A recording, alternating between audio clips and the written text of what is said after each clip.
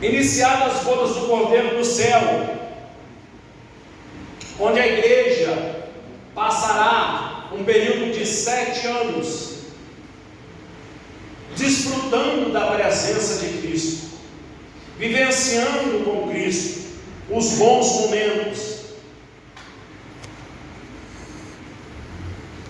Olha o texto que eu citei, Mateus 26, 29. E digo-vos que desde agora não beberei deste fruto da vide, até aquele dia em que o beba de novo convosco no reino do meu Pai. Então foi-nos reservado esse dia. Jesus está ansioso, esperando. O vinho na Bíblia, ele simboliza o produto da vide. Ele é o vinho. O vinho na Bíblia é símbolo de alegria. Jesus estava dizendo: eu estou me alegrando de estar com vocês aqui agora, mas eu vou me ausentar com o Pai, mas eu estou esperando vocês lá, e a gente vai viver alegremente juntos lá no céu, onde está preparado para cada um de nós. Era isso que Jesus estava dizendo. Glória a Deus. Eu estou indo para lá, mas existe um lugar preparado para vocês estarem comigo lá. Enquanto nós estivermos lá no céu, o que acontece aqui na terra, irmãos? A igreja está com Cristo nas bodas. Enquanto isso, quem não reconheceu Jesus como único e suficiente Salvador, vai estar aqui. E aí inicia-se um período. Como muitos, ele fará uma aliança que durará uma semana. No meio da semana, ele dará fim ao sacrifício e oferta. Uma semana simboliza 7 dias, que simboliza 7 anos. Depois ele diz assim: olha, no meio da semana, ele dará fim ao sacrifício e à oferta, e numa ala do templo será colocado um sacrilégio terrível, até que chegue sobre ele o fim que ele está decretado. O que esse texto de Daniel está mostrando? Nós estamos falando de Apocalipse, estamos usando referência de outro livro, né? Para entender. A Bíblia, irmãos, ela só é explicada por ela mesma. Então todo o conjunto da Bíblia se explica. Nós não precisamos de outros livros para explicar a Bíblia. Então a Bíblia se explica por si só. Eu não estou aqui tirando o mérito de livros, né, de conteúdo teológico e de outros mais, doutrinários, que são importantes, teologia sistemática, que coloca de forma sistemática o estudo da Bíblia. Mas eu estou dizendo que a Bíblia por si só, ela se explica. Então aqui está mostrando que quando a igreja for arrebatada, no lugar da igreja, na lacuna que a igreja deixou, se levantará o anticristo, conhecido como besta, falso profeta e assim por diante. A manifestação do anticristo nos primeiros 3 anos e meio vai surtir um efeito de que tudo está se resolvendo. Quem estiver aqui vai estar feliz. Olha, as coisas começaram a dar certo. O número 666, a Bíblia diz assim: quem puder, decifre esse número. E aí todo mundo ficava preocupado, né? O número da besta é 666. E lá na igreja do passado falava-se muito, dizendo assim: vai ter que tatuar, vai ter que marcar o corpo com o número da besta, e quem não tiver a marca da besta não vai comprar alimento. É assim hoje que a gente vê as coisas, irmão? Sim ou não? Não é mais assim. Porque o número da besta, a gente já entende que ele simboliza meia. Na Bíblia, todo número tem um símbolo na Bíblia. 7 é símbolo do quê? Perfeição de Deus. 6 é símbolo do quê? Do homem. Do homem. 666. O anticristo, ele vai se manifestar em 3 pessoas distintas. O anticristo, o falso profeta e a besta. Quem que vai ser o anticristo? Aquele que vem e se coloca no lugar de Cristo. Ele diz assim: eu sou o Cristo que vocês esperam. E o que vai acontecer quando ele se manifestar? No início da manifestação do anticristo, Israel, que ainda não aceitou Jesus Cristo, não reconheceu Cristo como Salvador, vai olhar para o anticristo e vai ver na pessoa dele o Messias que eles esperavam. Por isso que o texto de Daniel fala que no meio das semanas haverá sacrilégio aonde? No templo. Aquele templo que a Bíblia relata que existia lá em Jerusalém, que hoje é um palco de uma disputa religiosa, conhecida como Guerra Santa. E eu vou explicar para vocês em poucas palavras o que é isso. Por que tem a Guerra Santa? A Guerra Santa, ela deriva do local onde está Israel. Os árabes querem tomar aquele lugar, e aquela terra é uma terra prometida por Deus a Israel. Então inicia-se a guerra. Quem já viu uma foto de Jerusalém que tem uma mesquita com um domo dourado assim? Quem já viu essa foto? Como é que chama aquela mesquita? Chama Mesquita do Domo, mas ela chama Mesquita de Omar. E onde é que está a Mesquita de Omar? Ela está no terreno do templo de Salomão. Foi derrubado o templo, e aonde existia o templo, eles construíram a Mesquita de Omar em cima do templo.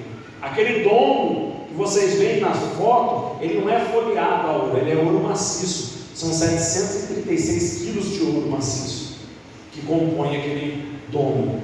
É um lugar sagrado dos muçulmanos. Ali está aquele lugar, não está relacionado só ao templo, mas também algumas revelações da parte de Deus para todo Israel. Então aquele monte foi um monte em que Deus se manifestou a Israel, que Deus trouxe muita revelação a Israel. Então aquele lugar é um lugar sagrado. O problema é que a nação, o povo islâmico, eles também derivaram da linhagem de Abraão, mas não era isso que eu ia falar, fugiu a palavra que eu ia usar aqui.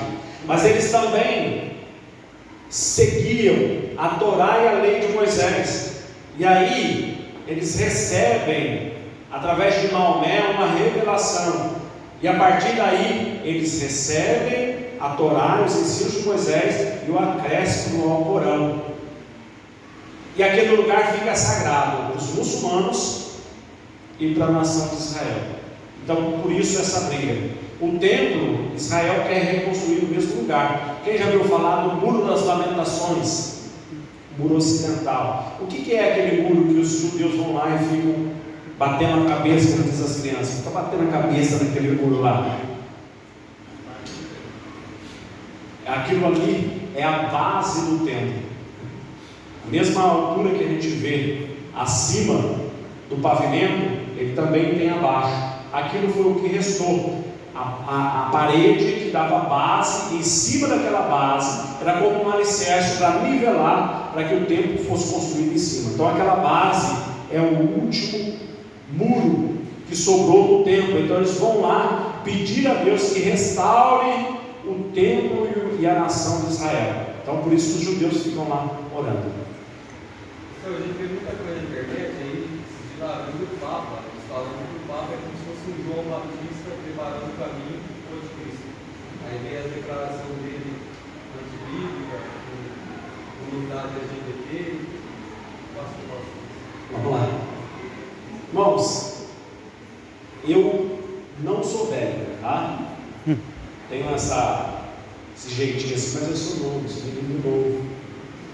Mas ao longo da nossa caminhada, a gente já ouviu muita coisa no estudo de escatologia. Sempre que a gente participava de seminários, eu mesmo participei de alguns, em que falava sobre o anticristo, quem seria, quem estava trabalhando com o anticristo.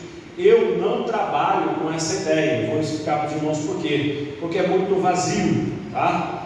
O que seria vazio?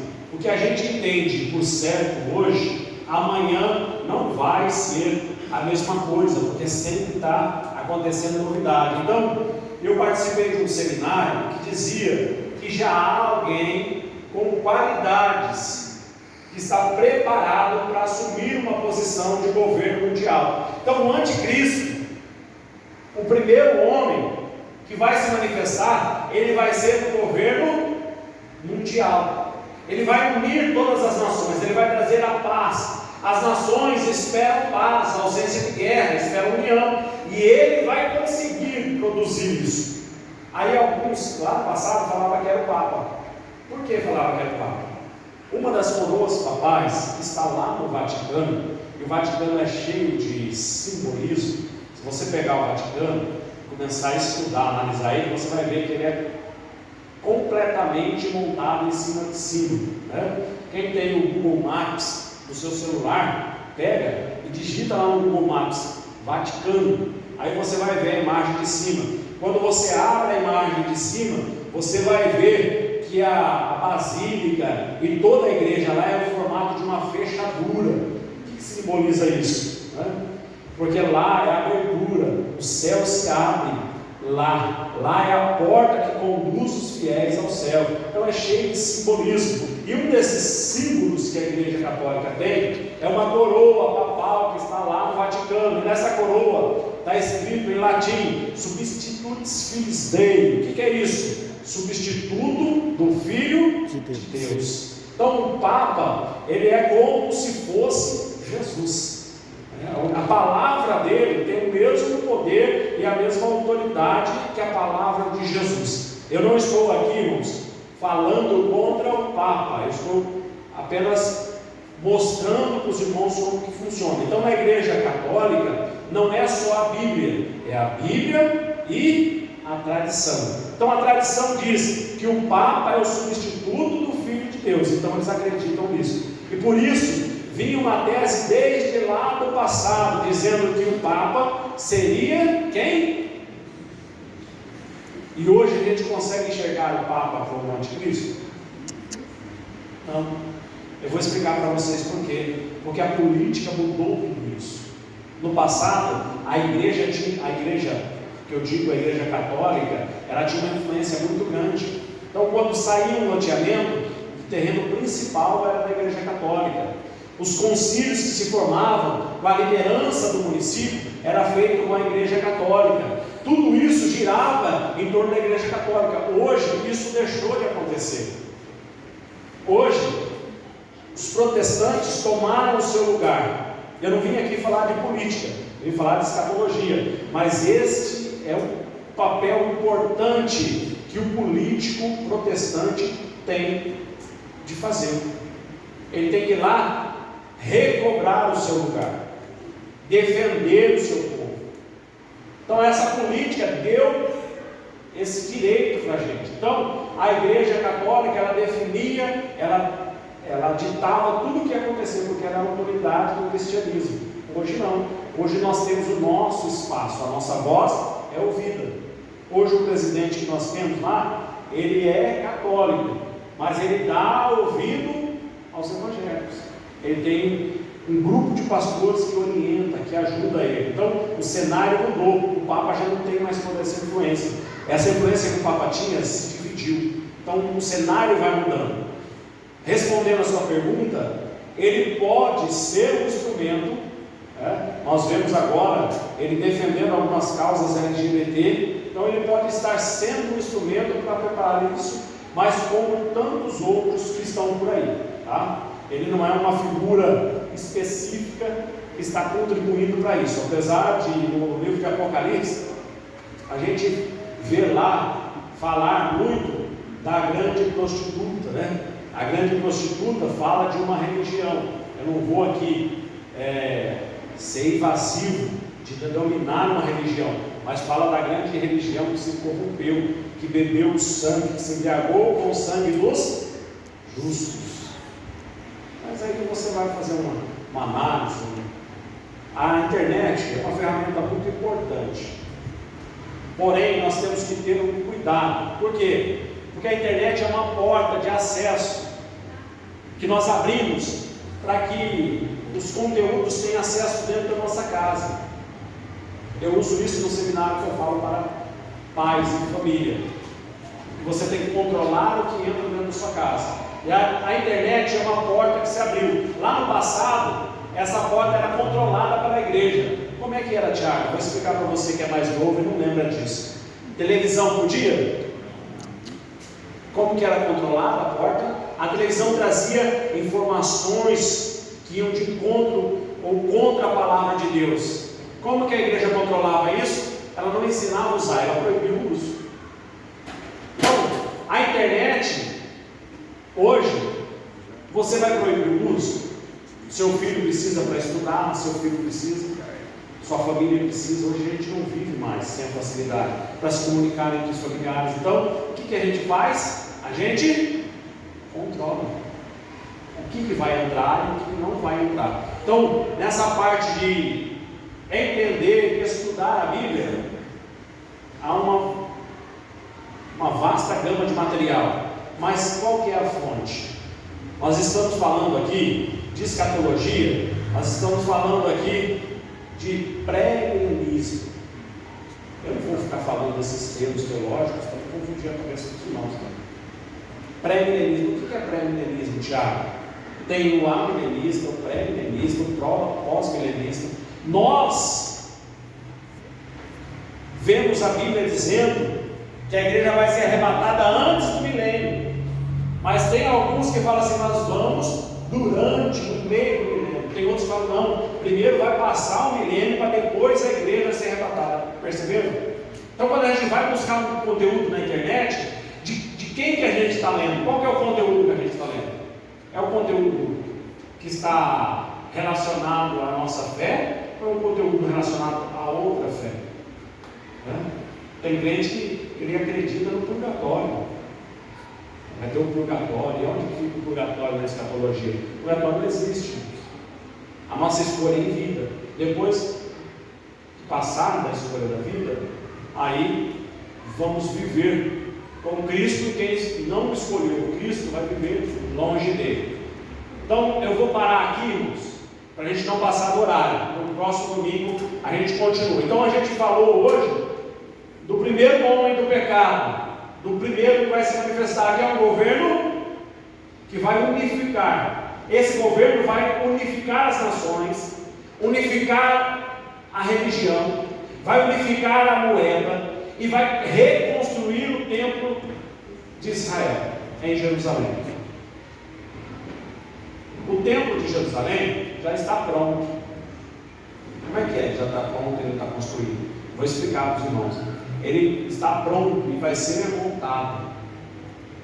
Só precisa dar oportunidade para ele ser montado de novo no mesmo lugar que era antes. Todas as vezes que o templo foi derrubado, ele foi erguido no mesmo lugar. Perceberam? Há uma profecia que eu acho que tem em Isaías, que fala que eles teriam a casa deles de volta, mas o coração seria dividido.